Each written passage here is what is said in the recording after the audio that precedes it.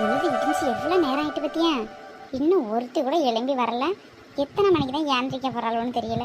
ஒவ்வொரு வீட்டில் ஒரு பிள்ளைய ஏந்திரிச்சு தாய்க்கு அவ்வளோ வேலையும் பார்த்துட்டு அதாவது பள்ளிக்கூடத்துக்கு கிளம்பி ஓடுதுவோ. இந்த பிள்ளை இன்னும் உறங்கிட்டு கிடக்கு பத்தியா? எல்லாம் நைட்டே எப்போவுமே பாத்திரமெல்லாம் தேய்ச்சி வச்சிருவேன். இன்னைக்கு கொஞ்சம் மாச்சாரப்பட்டுட்டு படுத்தது போதும். காலையில் எலும்பி எவ்வளோ வேலை பார்க்க வேண்டியதாக இருக்குது.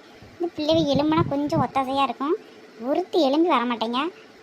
இந்த மனுஷன் கொடுக்குற செல்லம் தான். கேட்டால் பிள்ளைவ நம்ம வீட்டில் தான் சந்தோஷமாக இருக்கும்.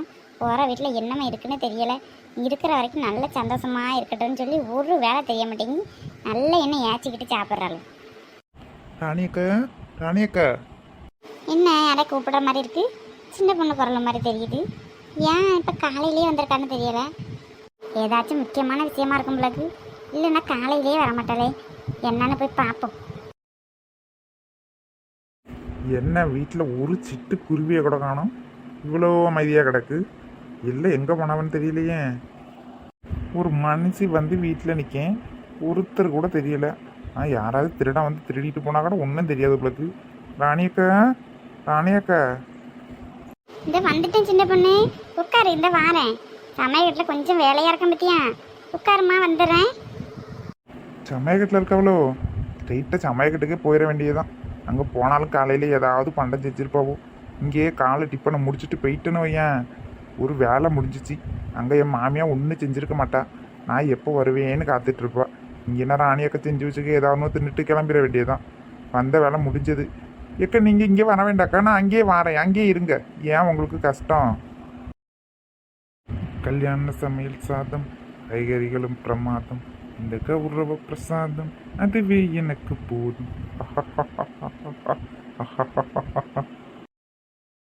ஆமாம் ஆமாம் சின்ன பொண்ணு.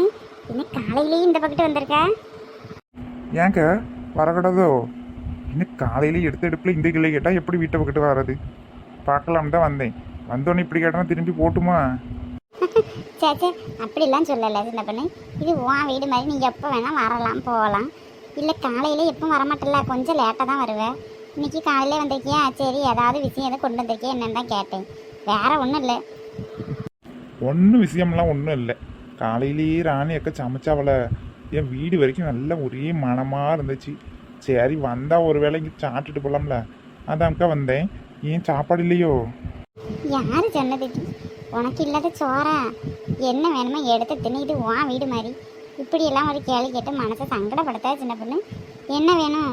வேணா எது வேணா எடுத்து சாப்பிடு. யார் வேண்டான்னு சொன்னா? அதெல்லாம் ஒன்றும் இல்லை, சும்மா தான் வந்தேன். ஒரு முக்கியமான விஷயம் சொல்லணும்.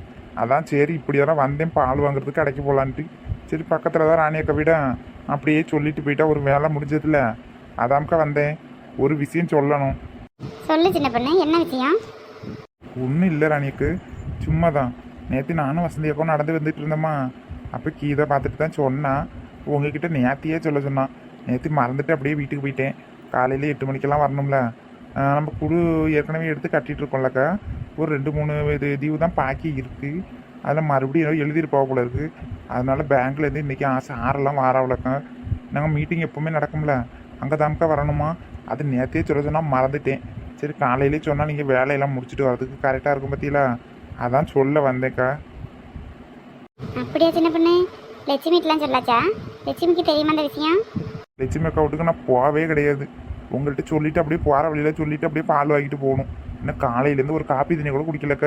அதான் சரி உங்கள்கிட்ட சொல்லிவிட்டு அப்படியே அவள் வீட்டுக்கு தானே போகிறேன்.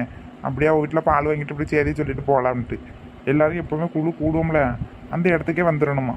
கீதா சொன்னாக்க 8-8:30 வந்துடுவாங்களாம். அதுக்கப்புறம் முடிச்சுட்டு எல்லாம் வீட்டுக்கு போக வேண்டியது.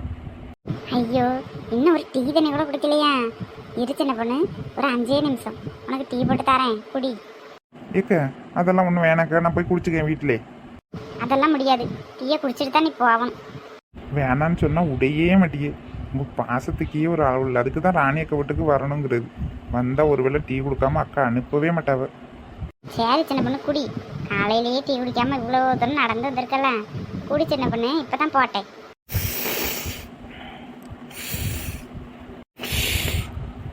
என்னதான் இருந்தாலும் 1008 டீ குடித்தாலும் ராணி அக்கா போடுற டீக்கு சுவையோ சுவை. சரிக்கா டீ குடிச்சாச்சு, இப்படியே நான் கிளம்புறேன். நீங்கள் கரெக்டான நேரத்துக்கு வந்துடுங்க. போனவொடனே என் மாமியா அது சரியில்லை இது சரியில்லை பால் வாங்க போனாலும் ஆளையே காணான்னு வேற ஏசிட்டு கிடப்பா. போகிறேன்க்கா, போயிட்டு வரேன், நீங்கள் வந்துருங்கக்கா. இப்போ காலையில் இவ்வளோ சீக்கிரம் சமையல் வேலையெல்லாம் முடிச்சாச்சோ? ஆமாம் சின்ன பொண்ணு, இல்லவே எல்லாம் உறங்கிட்டு கிடக்க பற்றியா. அடுத்தது எல்லாம் எழும்பி அவாவா காத்தடி மாதிரி பள்ளிக்கூடத்துக்கு கிளம்பிடுவா. சாப்பிடாம கூப்பிடாம ஓடிடுவா பற்றியா. அதான் கொஞ்சம் முன்னாரத்துல ஏந்திரிச்சு எல்லாம் செஞ்சாச்சு. இந்த பிள்ளைகளை எடுப்பணும் சின்ன பொண்ணு, இனிமே எழுப்பி அதை சாப்பாடை கொடுத்து பள்ளிக்கூடத்துக்கு அனுப்பணும்ல, அதான் சீக்கிரமாக செஞ்சுட்டேன். அது எப்படிக்கா, நீங்கள் எந்த சாப்பாடு செஞ்சாலும் ஒரே சுவையாக இருக்குது. ஆனால் நான் செஞ்சால் மட்டும் எதாக இருந்தாலும் மண்ணை தின்ன மாதிரியே இருக்குது. என்னமோ கடலை போட்டு கடிக்க மாதிரி கடாப்புடான்னு இருக்கு. ஒரு சுவையும் இல்லை, ஒன்றும் இல்லை, என்னன்னே தெரியல. ஆனால் ராணி அக்கா கையில் ஒரு மகிமை தான். எது செஞ்சாலும் நல்ல டேஸ்ட்டு. நானும் தான் இட்லி சுடுவேன், ஒரே கருங்கல் மாதிரி இருக்குது. எடுத்து கடிச்சா 2 பல்லு கொட்டிடும் உங்களுக்கு. நீங்களே இட்லி வச்சு வச்சுருக்கீங்க, பார்க்க மல்லிகை மாதிரி எவ்வளோ அழகாக இருக்குது. அந்த தட்டு எடுத்து 2 இட்லி எடுத்து வச்சு தின்னுட்டு போ சின்ன பொண்ணு. எல்லாமே செஞ்சு வச்சாச்சுல, 2 தின்னுட்டு போமா.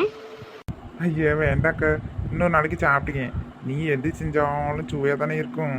இன்றைக்கி எனக்கு சாப்பிட நேரமே இல்லைக்கு. அங்கே வேற என் மாமியார் இன்னும் காணான்னு கிடந்து என்ன தெருவே அவசிட்டு கிடப்பா. போகிறக்கா லேட் ஆகிட்டு, இன்னொரு நாளைக்கு சாப்பிட்டுக்கேன் என்ன. இன்னும் 2 தின்னுட்டு போயேன். எவ்வளோ நேரம் ஆகுது 2 இட்லி அழகாக வாயில் புட்டு போட்டுட்டு போகிறதுக்கு. எவ்வளோ லேட் ஆகுதானா ஒன்றும் சொல்ல மாட்டாவ. இருந்து தின்னுட்டு போச்சுன்னா பொண்ணு. வேண்டாக்கா, இன்னொரு நாளைக்கு தின்னுக்கேன். என் மாவ வேற இன்னைக்கு பள்ளிக்கூடத்துக்கு வேற கிளப்பணும். அவள் வேற என்ன உறங்கிட்டு கிடப்பா. அதுக்கு வேற கத்து என் மாமியா. நான் போகிறக்கா, நேரம் இல்லை, போயிட்டு வரேன். நேரத்துக்கு வந்துருங்கக்கா குழுவுக்கு. ஒன்றுமே தெரியாத பிள்ளை, என்ன வெகுளியாக இருக்குது.